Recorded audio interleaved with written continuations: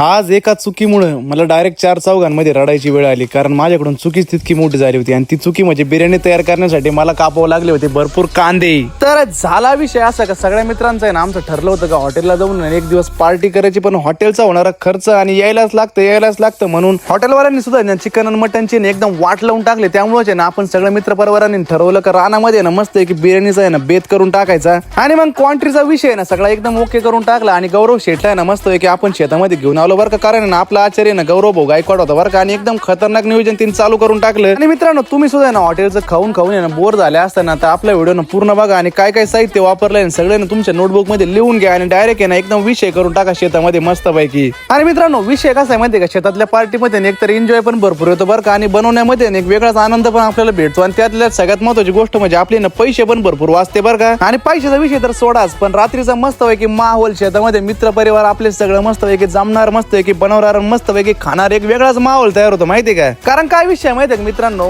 विषय ना फक्त मित्रांमध्ये मजा येते बरं का, कारण आपण हॉटेलला जाऊ द्या नाही तर कुठं पण जाऊ द्या, पण जे शेतामध्ये बसून मित्रांमध्ये तयार करण्यात मजा आहे ना ती मजा कुठंच नाही हो. आणि मित्रांनो ना बाकी ना किती डोक्यामागे काम असू द्या, किती संताप असू द्या ना, पण मित्रांसाठी ना एक दिवस आहे ना वेळ काढा बरं का, आणि बिर्याणीचा आहे ना बेत आहे ना शेतामध्ये करूनच टाका, कारण ना एन्जॉय केल्याशिवाय ना मजाच नाही भाऊ. आणि मित्रांनो आपल्या बिर्याणीची क्वालिटी तर एक नंबर झालीच होती बरं का, पण तुम्ही पण नक्की ट्राय करा आणि क्वालिटी वाजन एकदम नियोजन करून टाका. आणि आपले ना असेच नवीन व्हिडिओ बघायचे असेल तर व्हिडिओला लाईक करून ना फॉलो करून घ्या.